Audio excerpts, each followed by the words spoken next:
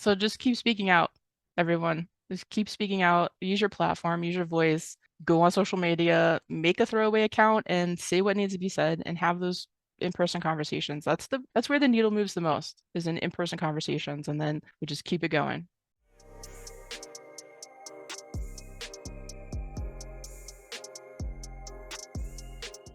Hello, everyone. Welcome to the LGB Alliance USA News Roundup for July 18th, 2025. We are here with Jos and me, Arianne. First, a summary of the news. A coalition of LGB and gender-critical activists protest the American Endocrine Society convention in San Francisco. A Scottish nurse is cleared of misconduct charges for complaining about a male in the women's changing room. A gender-critical lesbian wins her case against the police in Northumbria in Britain. The UK's Labour Party accepts defining women as an adult human female. The Lesbian Action Group helps in the Tickle versus Giggle case in Australia. Debate erupts in California over State Senator Scott Weiner's SB 497. The White House is finalizing plans to ban pediatric gender transition in hospitals that accept Medicaid or Medicare dollars. And Puerto Rico bans gender medicalization for anyone under 21. Starting in California, on the weekend of July 12th to 13th, a coalition of LGB and other anti-gender ideology groups protested the American Endocrine Society's convention in San Francisco. I myself came as a representative for LGB Alliance USA on day one and joined members of the LGB Courage Coalition who flew in from across the country, as well as some more local anti-gender ideology activists from groups like Women Are Real, Democrats for an Informed Approach to Gender, and Our Duty. We held up signs opposing youth gender medicalization, including some signs that focused on gay kids specifically. We also distributed informational materials to attendees. Protesters included people who were parents of kids who had experienced rapid onset gender dysphoria, such as Aaron Friday, as well as some people who transitioned themselves, including Corey Cohn of the Heterodorks podcast. Whistleblower Jamie Reed from the LGB Courage Coalition was there, and she said that this year's protest in front of the American Endocrine Society convention was better attended than last year's. I was also told that people from the police department and attendees seemed friendlier here than at the American Academy of Pediatrics conference in Orlando. What I observed is that we did indeed get some jeers and criticism. For example, one woman started screaming about how we were killing kids. But we also got a lot of honks in support and comments of approval from attendees. There was also one endocrinologist who spoke to us for a long time and explained his own belief, which is that kids should only be given puberty blockers and hormones in clinical trials. He says that there needs to be more research, and he dislikes the advocate-driven, polarized dialogue on this topic in the USA. He thinks European countries like the UK, Norway, Sweden, and France are handling the evidence better, and spoke highly of both the CAS review from the UK and the recent report from the Department of Health and Human Services here in the US. I found that quite a relief that the HHS report is leaving a positive impression on health professionals here in the US, rather than just being dismissed on partisan grounds. We also did get interviewed by AB7 News, but as far as I know, the segment was never aired, unfortunately. Hopefully, however, the growing visibility of our presence will be enough to make an impact. It should be noted that when I was attending the Saturday morning session, attendees were waiting in line for hours just to get their badges, and I could see through the glass windows and doors outside. People who were inside could see us from the inside as well.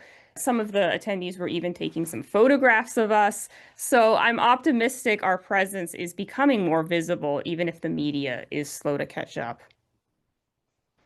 Now for the news from the UK.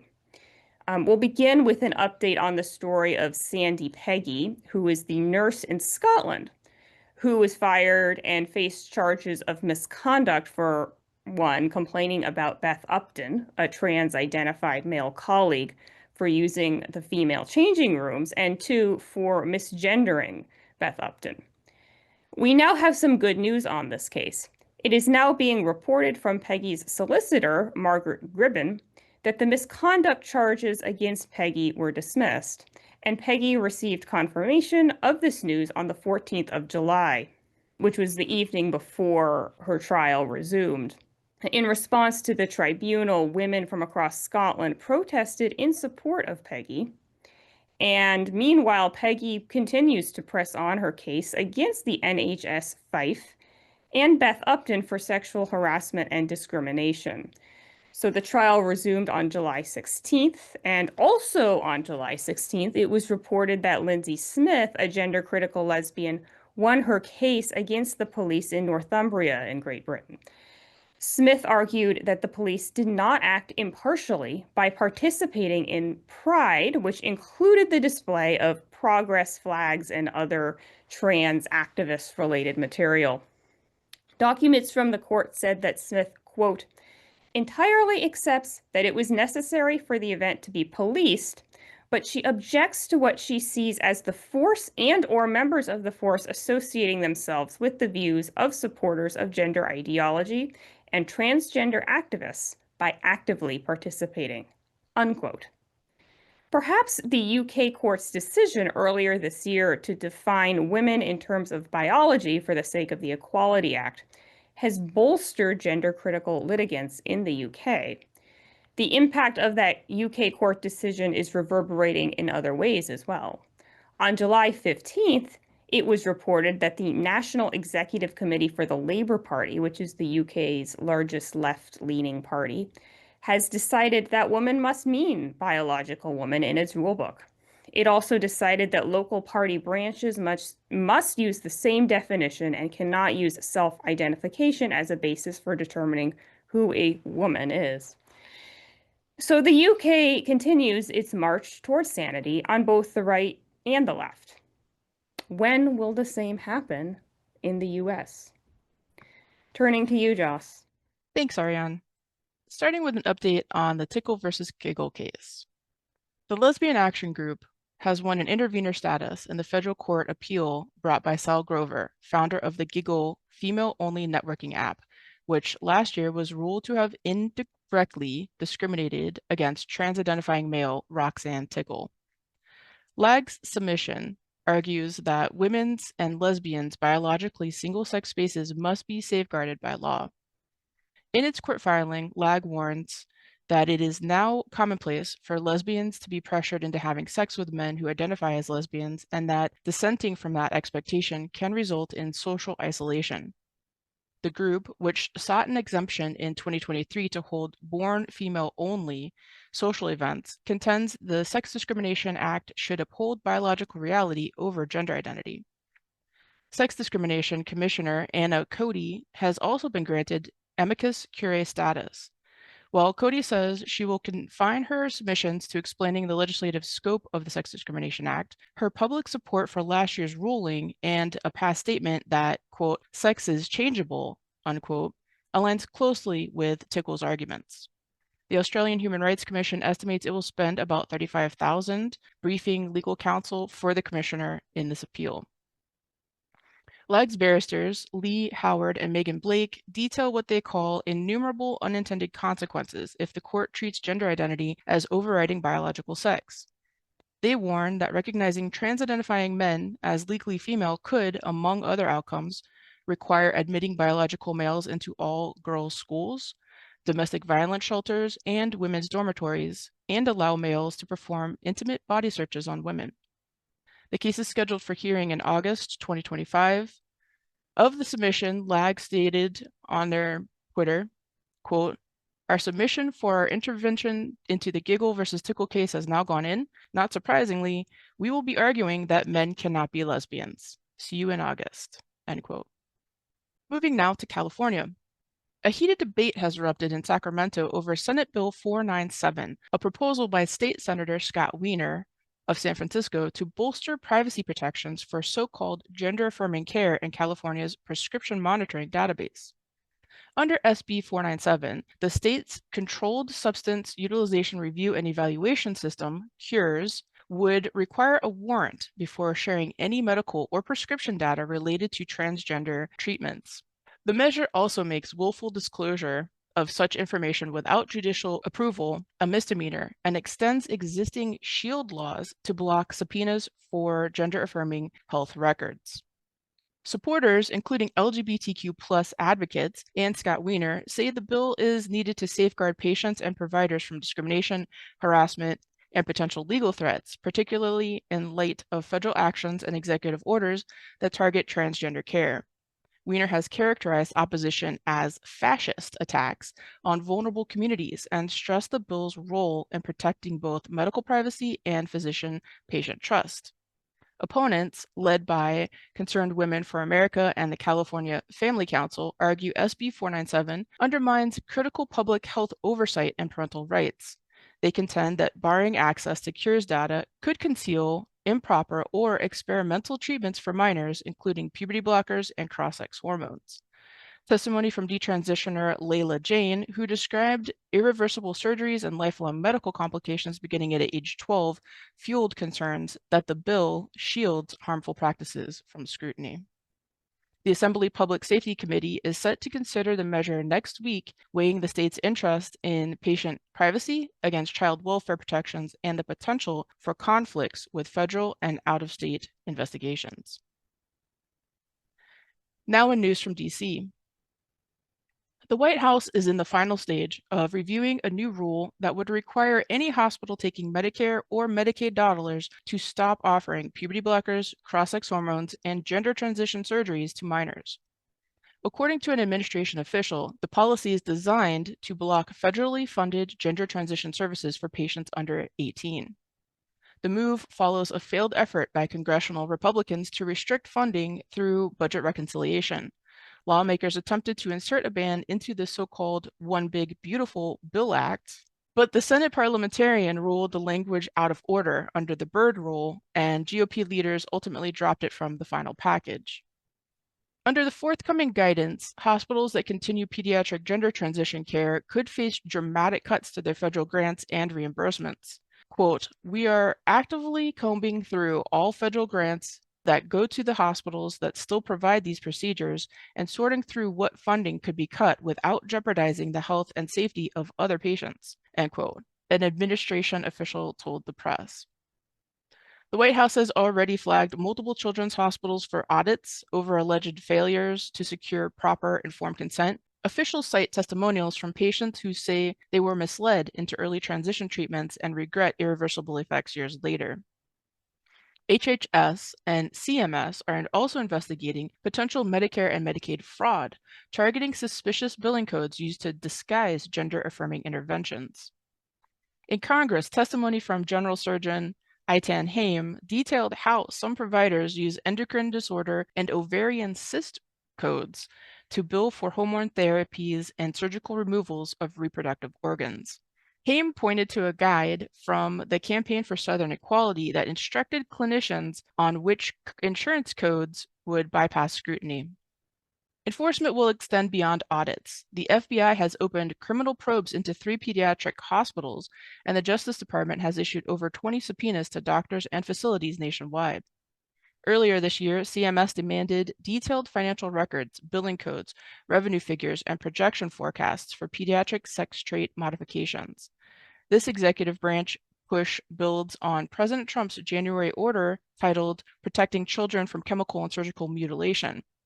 HHS followed with a review warning of serious risks: infertility, bone density loss, cardiovascular disease, and deep uncertainty about long-term benefits for minors. Administration officials say the new rule will take effect once legal injunctions lift, potentially reshaping pediatric gender medicine in the United States. And finally, turning to Puerto Rico. Just a few days ago, Republican Governor Jennifer Gonzalez Colon signed into law a ban on gender-related hormone treatments and surgeries for Puerto Ricans under the age of 21. Under the measure, which takes effect in October, any doctor or specialist who prescribes puberty blockers, cross-sex hormones, or performs transition-related surgeries on patients younger than 21 faces a $50,000 fine per violation, a mandatory 15-year prison sentence, loss of medical license, and permanent expulsion from doing business on the island.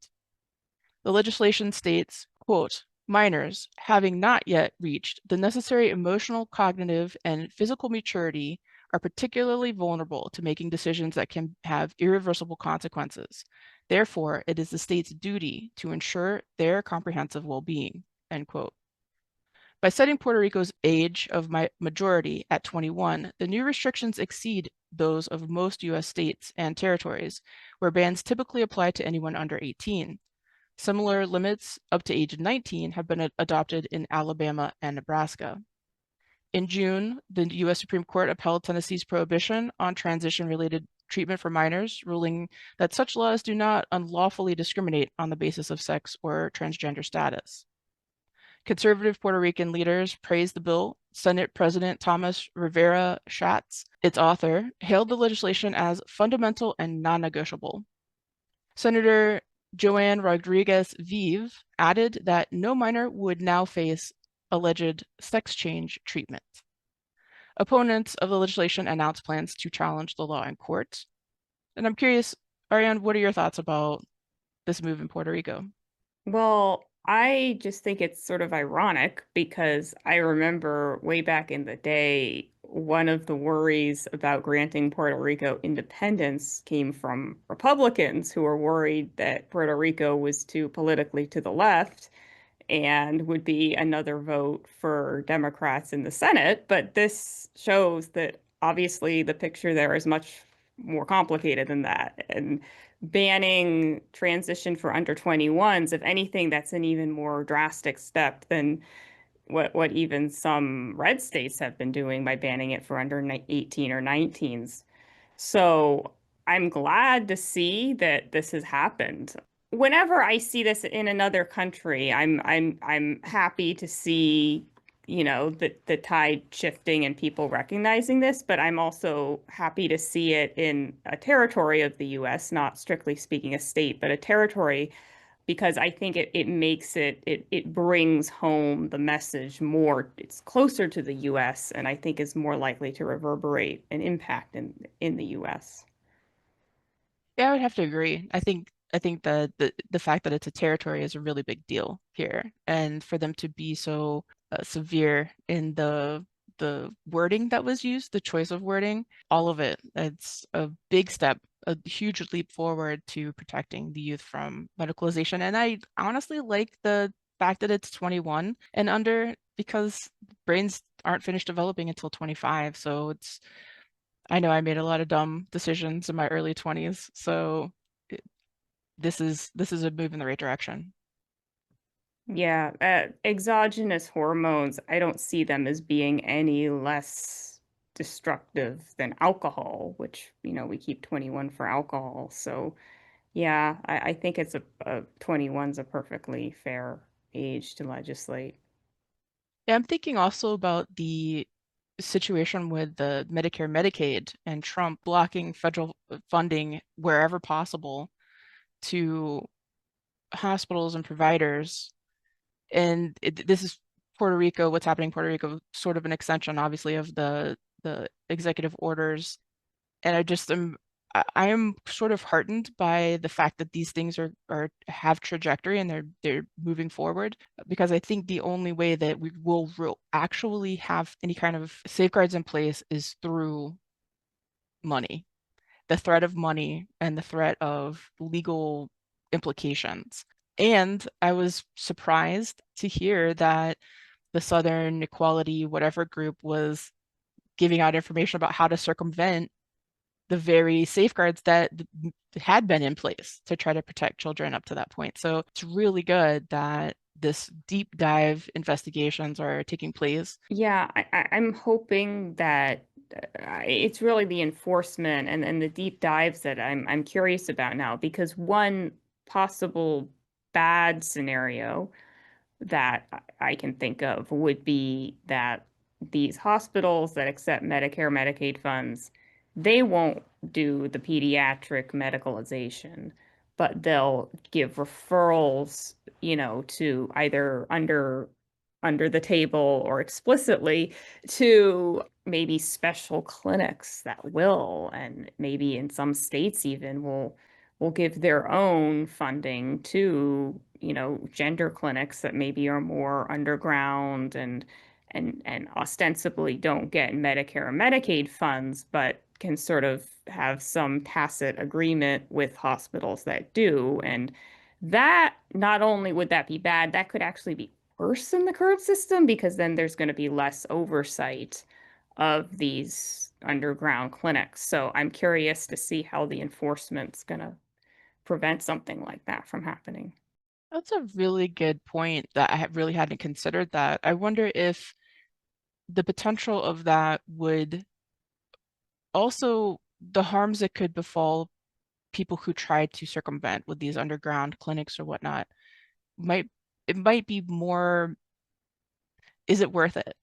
Like ultimately, I think it might take like super trans activists and trans identifying people themselves to go on a limb and risk it for the the biscuit, for lack of a better way to put it. I don't think real doctors and people who care about medicine and care about their licensing and credentials are going to take that measure. And there's also the argument that already trans activists do kind of put themselves on blast to offer underground medication and options and binders and whatever other things to, struggling kids whose families don't support them and they need help or whatever. There's some notable, really nasty trans activists that have just put it out there that they already will send medications on things across country lines and state lines. So yeah, I'm super curious how all of that might shake out. But it looks like to me that this administration has its hands in all the jars and is paying attention. So if some underground clinics did pop off, I don't know how long they would last. Because the other side of it is trans activists can't keep their mouths shut. So it'll be easy to find out what they're up to. Yeah, I'm guessing, and this is just that, I guess, that it will depend on how some of these sanctuary states, what sort of support they choose to give to the pediatric gender medicalization. I don't think, and I'm not an expert on how our political system works, but I don't think the federal government has a right to tell states that they can't spend money on their own money on this sort of thing. It would just be hospitals that use federal money can't do it. So I don't know if there is some way that maybe state governments could give institutional support to other clinics, or if that would not be logistically feasible, or if the federal government could threaten to withhold funds from states. I don't know. But hopefully you're right that like it's going to be too difficult really for crazy trans activists to circumvent the law. Yeah, I would hope so because the LA clinic, which is in a sanctuary state, I don't know that is it's got I mean California is just a sanctuary state. I don't know if it's the like declared sanctuary state, but it's like de facto. Is it declared as a sanctuary state? Yeah, California becomes first sanctuary state for transgender youth. So even though California is a sanctuary state, that LA clinic is done. The Joanna Olson Kennedy clinic is done. So I think that your concerns and your caution about it is warranted, but I'm also hopeful that money is money, and at the end of the day, they're not going to do anything to risk their funding. So this all like kind of snowballed because they were getting so much money in gender medicine and procedures and nonsense that making lifelong medical patients. So if the source is frozen. If they dry it up and there's ties to their money, that's end game right there. So then it would just be what happens in the future in terms of additional or new administrations making changes or what have you. And I think that's a good point, and also that I mean, there's a difference between a state just ignoring something that's of no cost to them, like the state of California can just be like, we don't really care if boys are on girls' sports teams, but to actually like allocate funds to help, pediatric transgender patients or whatever, that's a whole different level of scandal there. I mean, there was that whole, I mean, I know I'm in California, recently Gavin Newsom, I think, walked back this whole thing. He had this whole idea of giving health care to undocumented immigrants. And that was very controversial. And so he actually walked that back because the idea of your tax dollars going to this is a much more polarizing thing than just some law. This whole thing to me also is just another reminder of how important it is for the dialogue to continue, to have conversations with people and to continue to spearhead that discussion around what's happening because I find it more and more parents in particular that don't want to have their children medicalized are engaged in this. So there's more and more people who are decrying what has happened in these sanctuary states and cities and on sports teams and prisons, the vocalization, the bringing it to the attention of the masses. That's the real crux of it because it takes public outcry. It takes people showing up and complaining or calling their legislators or making statements to their medical providers themselves and just continuing the ruckus. Like the ruckus cannot be stopped. The ruckus must be maintained to continue the energy so that ultimately this is not something that we have to worry about and that they don't have to worry about as parents. Like I can't imagine having a child right now and trying to wade through gender nonsense with my kid. It's got to be very hard.